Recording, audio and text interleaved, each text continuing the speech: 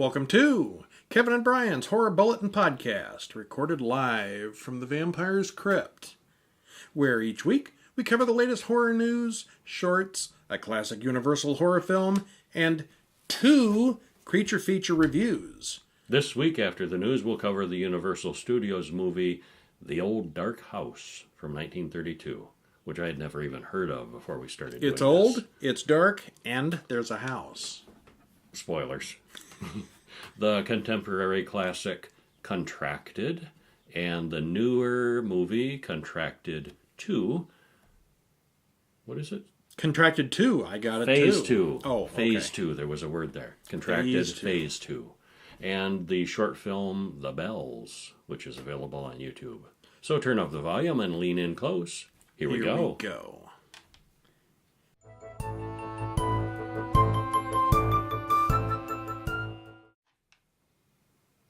First, the news. The news.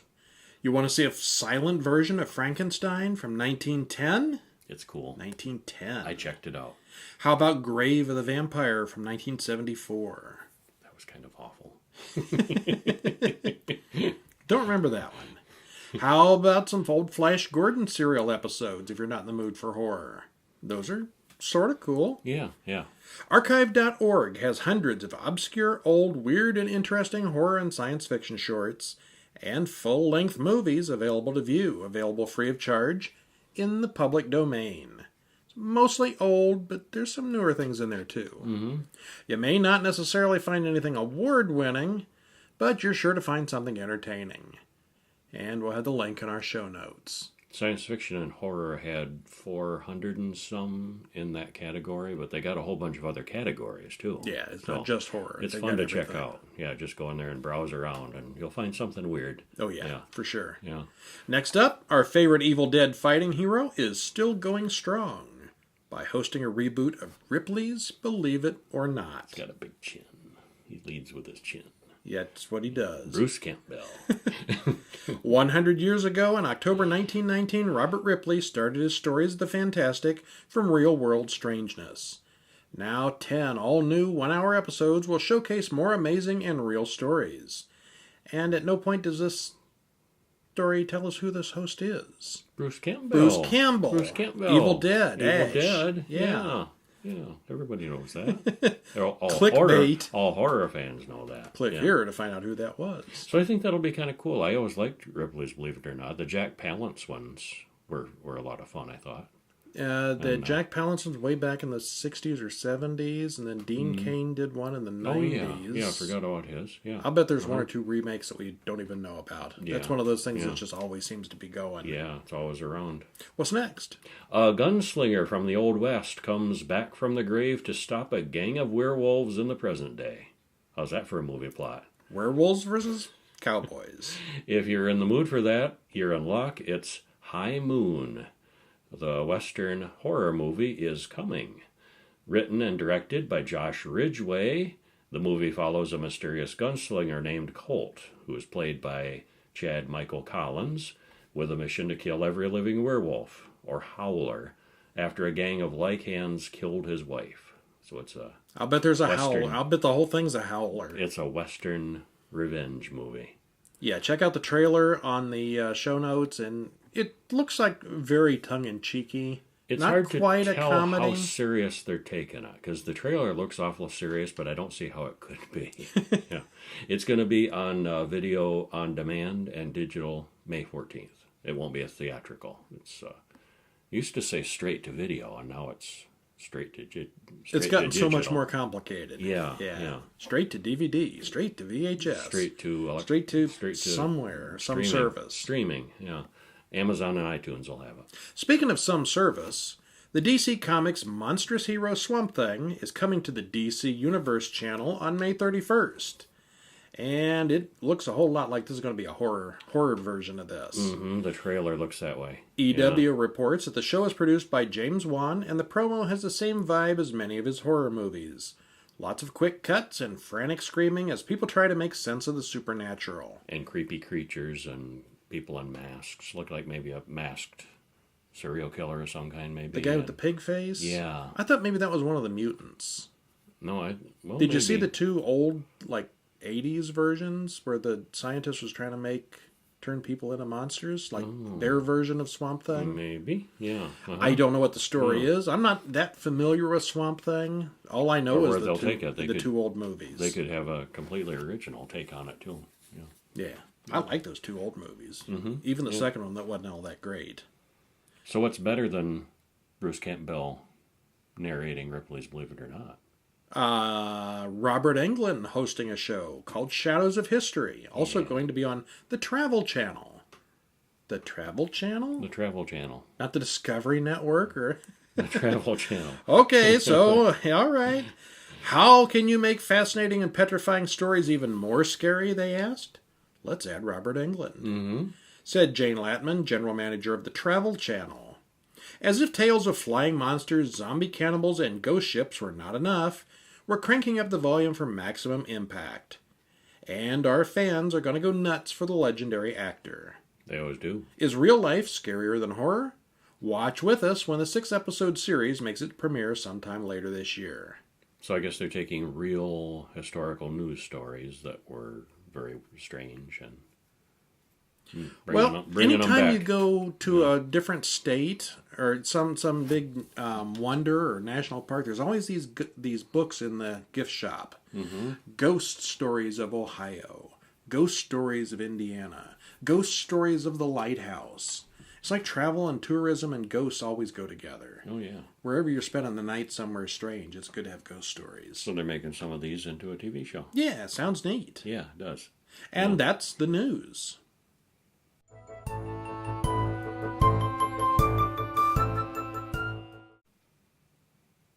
So, we need to watch an old movie this week. What did we watch? We watched The Old Dark House. And like I said... Not the Dark Old House, The Old Dark House. It's from really 1932. confusing.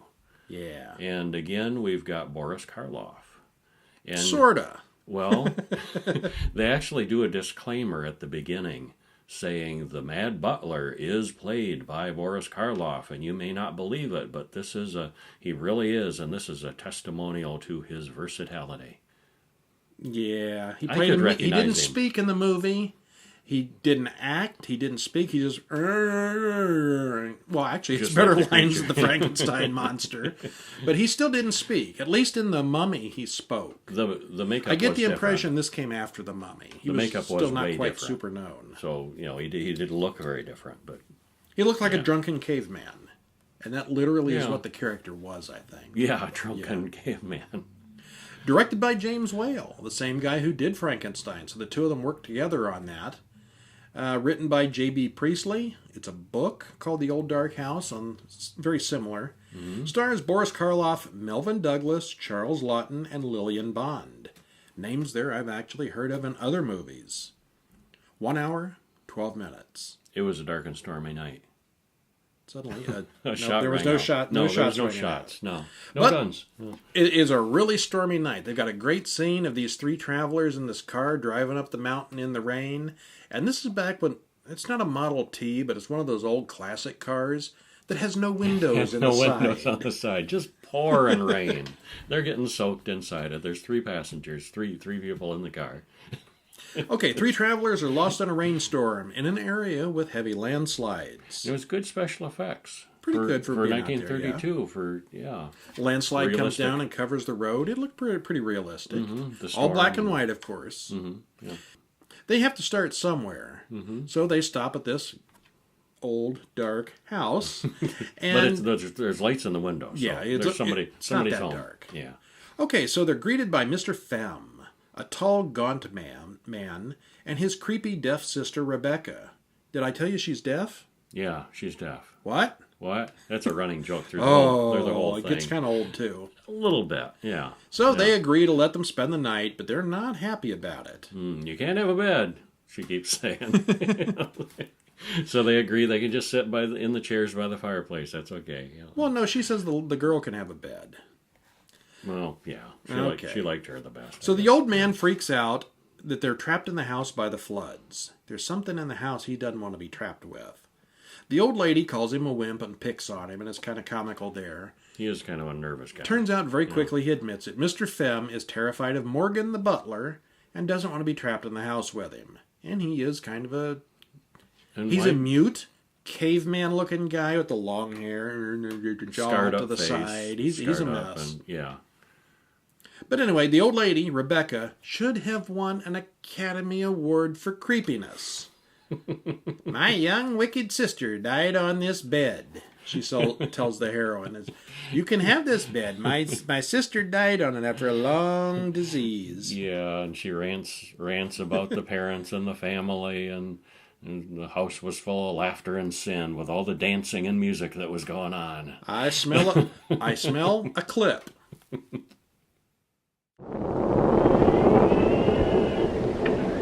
Thanks very much. I can manage quite well now. My sister Rachel had this room once. She died when she was 21. She was a wicked one. Handsome and wild as a hawk. All the young men used to follow her about with her red lips and her big eyes and her white neck. But that didn't save her. She fell off her horse, hunting. Hurt her spine. On this bed she lay, month after month. Many a time I've sat here listening to her screaming. Oh, dreadful. She used to cry out to me to kill her, but I'd tell her to turn to the Lord. And she didn't. She was godless to the last. Well, I'd better change my wet things. They were all godless here. They used to bring their women here, brazen, lolling creatures in silks and satins. They filled the house with laughter and sin, laughter and sin. And if I ever went down among them, my own father and brothers, they would tell me to go away and pray. They wouldn't tell Rachel to go away and pray. And I prayed and left them with their lustful red and white. Okay, so then after that, there's a very awkward dinner scene, followed by a knocking at the door. More people. 2 more visitors come in for aid, a fat businessman and a chorus girl, both of whom appear to be quite drunk. The old lady does not approve of these two. She doesn't approve, but she lets him in anyway, because it's a dark and stormy night. And they all talk and get along and have dinner, and before too long, Mr. Penderell and Gladys, the chorus girl, get locked outside, sort of accidentally on purpose, while hunting for some whiskey. They very quickly fall in love and plan to run off together. Yeah, that escalated really quickly, their romance. Like in an hour, it's to Will You Marry Me? They're in love. So meanwhile, while they're out there doing their thing, Morgan the butler gets drunk. The power goes out, and the old man is afraid to go upstairs to get a lamp.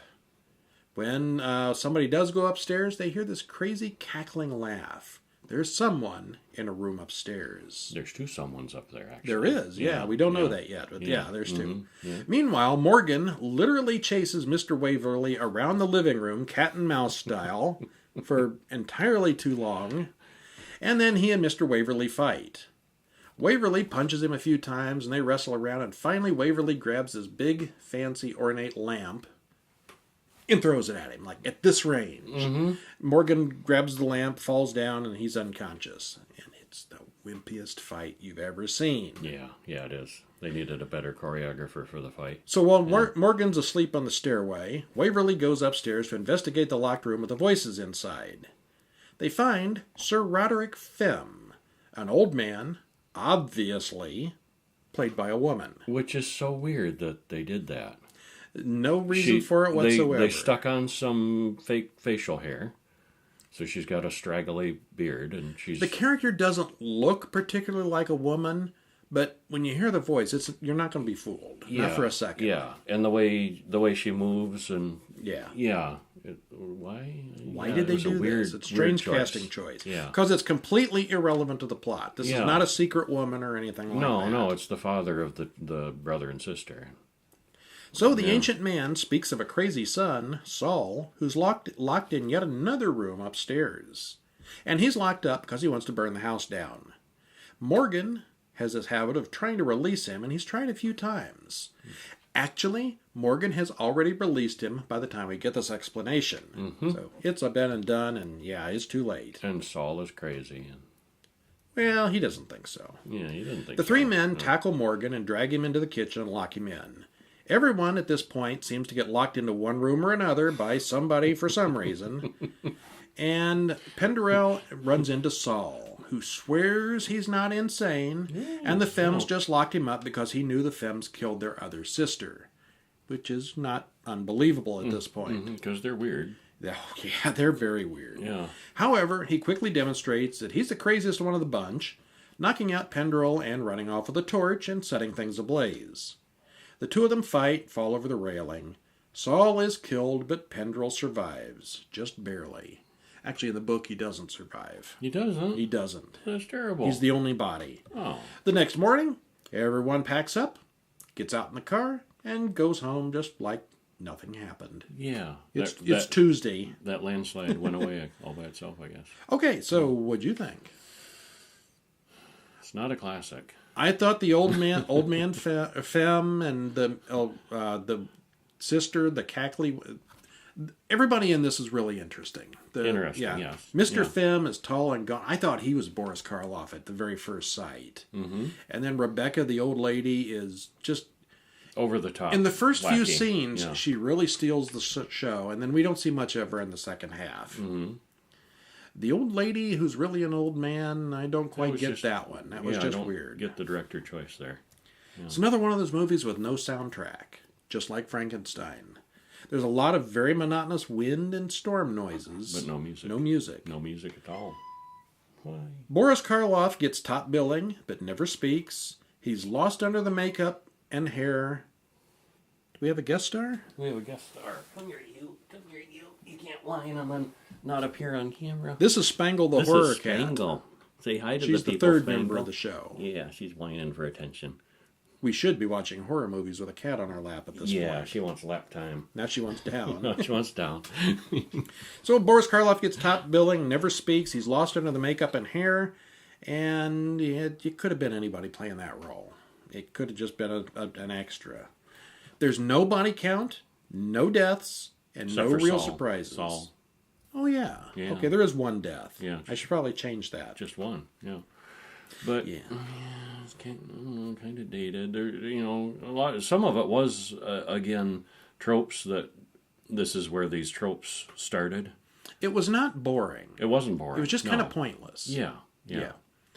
It lot of it was not a stuff we've comedy. seen. I think Plex Quite. displayed it that it was a comedy and not a horror movie. Not very funny. There's a little bit of silliness in there. It's not totally serious, but They're it's doing it not pretty a comedy. serious. Yeah, it's pretty grim. Not even what Yeah. you call a dark comedy. It's just Yeah. not really funny. Just kind of dumb by today's standards. So I'd say you should probably see it if you're collecting the whole Universal set. It's certainly not the worst It's Universal not. we've seen. No, it's not. Maybe like right in the middle. It's no Dracula, it's no Frankenstein, but there's a couple of worse ones. Yeah, it was worth the watch. We need to rank these sometime when we get Put them in all order. of them. Uh-huh. Yeah. Put them in order. Yeah.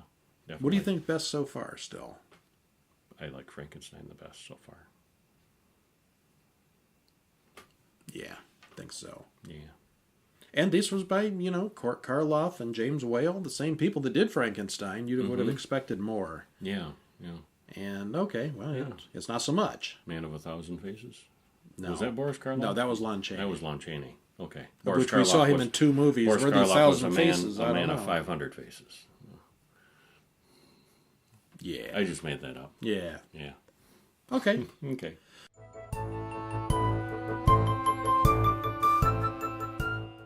Feeling all right? You sure you're okay? You're looking kind of sick. Bloodshot eyes, vomiting blood, Not yet. sneezing out a pint of blood. Okay, our drive-in special this week is not really Contracted. that old. 2013, called Contracted. Directed and written by Eric Englund, and stars Najara Townsend, Carolyn Williams, Katie Stegerman. 1 hour and 23 minutes. I thought Najara Townsend was really good in the role. Yeah, she's the main character, and she gets definitely 98% of the screen time, and she's very good at it. Yeah. Film starts out with a body on a table with a toe tag. Guy having Yes, a cold one after we're- work. We're in another morgue. This body, however, is currently having sex with the Undertaker. Yeah.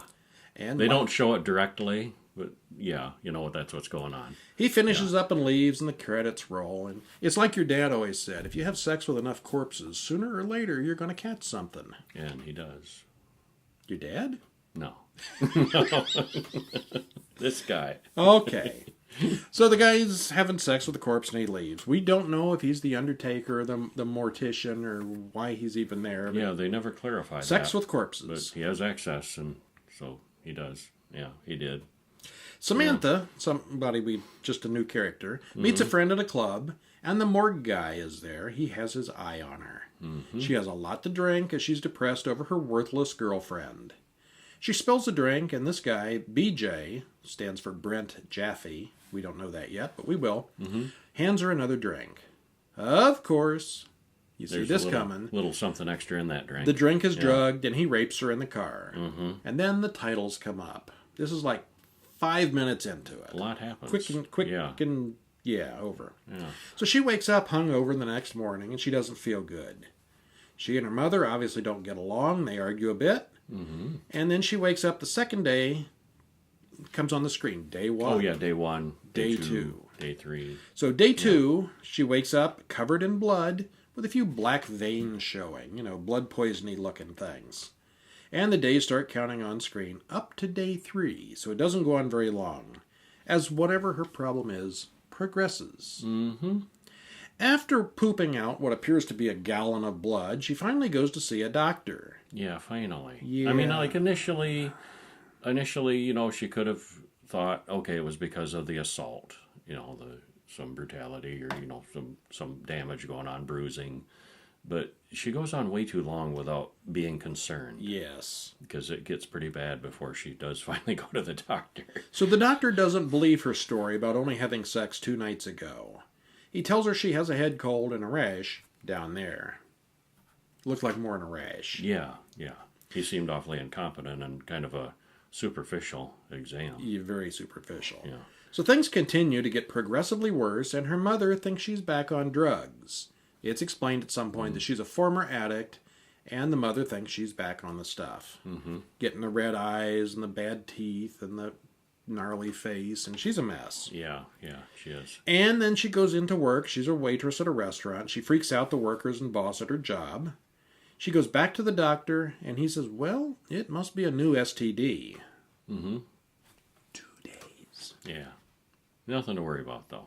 Okay. Just avoid contact with don't anybody. Want to go further. Again, this is all like maybe a half an hour in at most. And needless to say, the disease progresses. Yeah, it gets pretty horrific.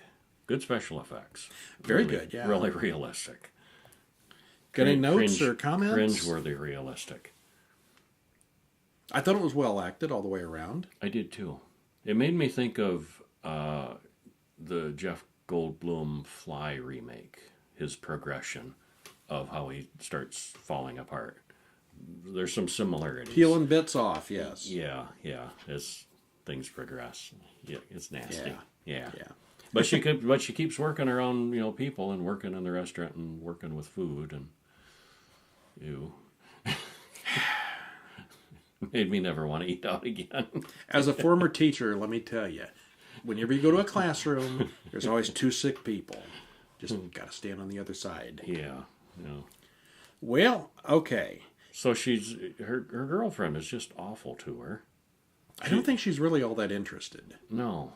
Samantha, the main character, seems to be not quite a stalker, but maybe a little infatuated with this other girl. The other girl's not interested. Not really. Yeah, she's not really.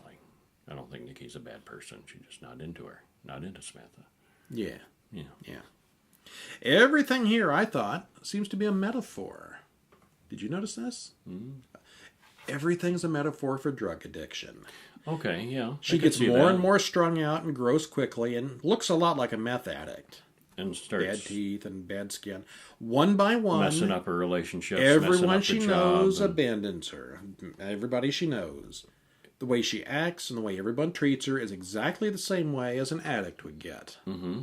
If you took away the disease part of this and showed her shooting up in a back alley, you could have made the same movie with a different cause. Yeah, you could have. And of course, as she gets more frightened, neglects her interests. Yeah, she raises flowers. Prize flowers very for like prize contests. Flowers, like where hundreds of thousands of dollars are on the line, and she neglects badly her very favorite thing, because of this, which would happen with severe drug addiction too.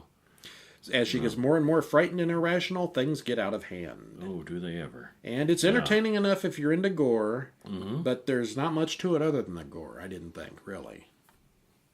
Yeah. It's kind of been done before. I mean, sort of. Well, Not like I said, really. with The Fly, it's kind of been done, but that's not really the same thing. Yeah, this is not the fly. She doesn't turn into a fly. Yeah, it's... Now, the ending, which without giving the ending away, it's not exactly vague what happens, but it kind of is in some ways also. Oh, I think it was obvious how what happened at the end. You think it was a guaranteed thing, that the way that leads into the second movie? Mm-hmm. Yeah, I think so. Yeah. I thought it just took the drug metaphor one step further, and that she kind of lost her mind. No. Okay. No spoilers. No spoilers. No spoilers. Of course, we're going to have to spoil it a little bit, because next up we've got the second movie. What? There's another movie. But first, a message for you. 13 short tales of terror, ranging from classic tales of supernatural revenge to serial-killing clowns, alien menaces, and demons. Even death incarnate makes an appearance. If you enjoyed collections of short horror fiction when you were young, you'll enjoy these more grown-up tales. Definitely not for children. Inside, you'll find When the Clown Comes Calling, Menace in the Mural, Delivering the Demon, Silent Flight, Prisoner 2, Druid on My Doorstep, Dreamcatcher, How I Killed Grandma, or What I Did Over Summer Break, You'll Die Alone, The Hypnotist, The Secret, as well as the all-new Terror on the Appalachian Trail, written exclusively for this collection. Also included is the first installment in the Necropolitan Police series, The Ghoul. Written by Brian Schell, available at Amazon and wherever good books are sold.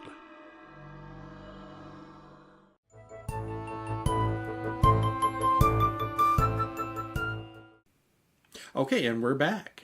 Hi. Now, we told you a minute ago we were going to get to the second contracted movie, but first, we saw a short this week. We did. It's called The Bells. Gong. It's available on YouTube, and everybody should watch it. It was pretty good.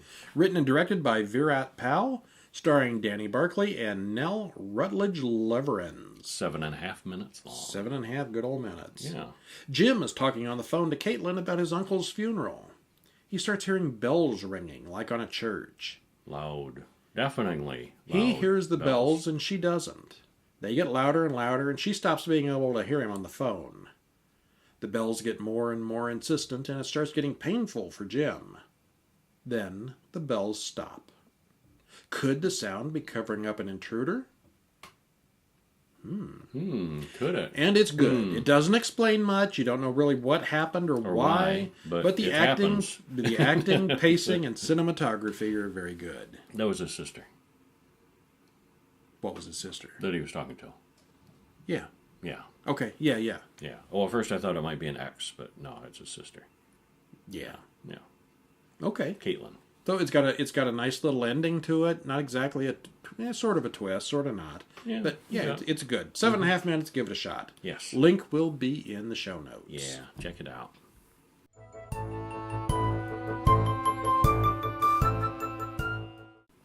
All right. Now I'm starting to feel sick. I think I've contracted it too. Contracted Phase 2. Directed by Josh Forbes, written by Craig Walenzia, two completely different people from the first one. And this one stars Matt Mercer, Mariana Palka, and Morgan Peter Brown. Same people. Matt Mercer same main guy. is Riley, who was Samantha's sort of boyfriend in the first movie. He was and sweet. he's the main He star was now. sweet on her, and she was trying to be a lesbian and not doing a very good job at it. Yeah. Yeah. But it's not a major spoiler, but toward the end of the first movie, the two had sex. Gross sex. With maggots. Well, turns out He's the main character of this movie, and that's not a good thing. Guess what happened? Yeah. It's contagious. So we start off with a flashback to the very end of the previous movie, which then leads us to an autopsy scene that progresses as the credits roll. It's exactly following. It's like literally, it's day 4. Yeah, then Yeah. we see day 4 appear on Yeah. the screen, so we're Yeah. obviously continuing. Yeah. Riley, Samantha's almost boyfriend, is getting checked out at his doctor's office. He's got scratch marks on his back, with one of her fingernails still stuck inside. Yeah. She was losing her fingernails at the time. But his doctor friend, he just vaguely test for everything. Might have something, rather than telling the doctor exactly what happened and what's going on. Never shows him the scratch marks, never shows him the fingernail. Or what happened. There's something wrong with me. Check out everything. Yeah. Yeah. So we get a flashback while he's explaining all this to where Alice, one of the girls Samantha killed in the first movie, gets up and attacks him. So this film takes the sickness storyline for the first movie and full out zombifies things. Spoiler now. Yeah, well, that's kind of the premise of the second movie. Yeah, that's what the disease does. Yeah. It progresses and then it zombifies you. All right, minor spoiler for the first movie. She ends up as a zombie. It appears. Yeah. You could totally take that as the sickness progressed to the point where she lost her mind and she's clawing at people. So you don't have to go to zombies with the first movie. You do with the second You one do with the because second Alice movie, was yeah, dead that's the and whole came point. back to life. Yeah. Or reanimated. Yeah. People are getting up from the dead. And it's getting more contagious. The disease is spreading more easily. Initially, it seemed to be just by sex. Samantha spread it around a little bit by going to work at the restaurant and stuff, and Riley continues to spread it as well. Yeah, as it progresses, it gets more contagious. Yeah. Riley gets called into the police station and has questions about the 4 dead bodies from the first movie, since he knew them all. And some missing gals. Yeah. Yeah. Later, the doctor tells him that Samantha had some kind of necrotic STD. And it's a good thing Riley didn't have sex with her, but we all know he did. And at this point, he doesn't mention it. or anything. Yeah. Oh, hey, I did that bad thing. I got it. Yeah. He very quickly starts showing the same symptoms, and so do other people. And Riley's story is interwoven with the detective who's searching for BJ, the guy who started all this. Yeah, the government is on to BJ, and it shows more of BJ. He's kind of an apocalyptic guy. He started the disease. He was just some rando at a party in the first movie, and now he's an apocalyptic terrorist. Yeah. He wants to end the world. And he knows what he's doing, and the whole thing is intentional. Mm-hmm. Yeah.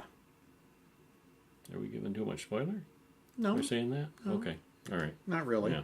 BJ's story isn't really all that important, And again, or his motivations. again, somebody is having severe symptoms and not going to at one point, Riley starts having a severe nosebleed. Goes up. Yeah. His sister's having a party for some reason. It was a wake for one of the dead people. Dead, yeah. Yeah. So and he starts bleeding into the cheese dip. The doctor's standing right there looking at him. And nobody mentions the blood in the cheese dip or anything. Riley runs to the bathroom, sneezes out a pint of blood. I mean, just... There's some pretty good gore in this one. And then there's a knock on the door. It's the gal he's seeing. Like, oh, are you all right? Yeah, I'm all right. Want to go for drinks? Yeah, that sounds good. Okay. Like, any sane person that had just done that Don't would be let the zombie going plague to slow take you me down. to ER. I want an emergency room.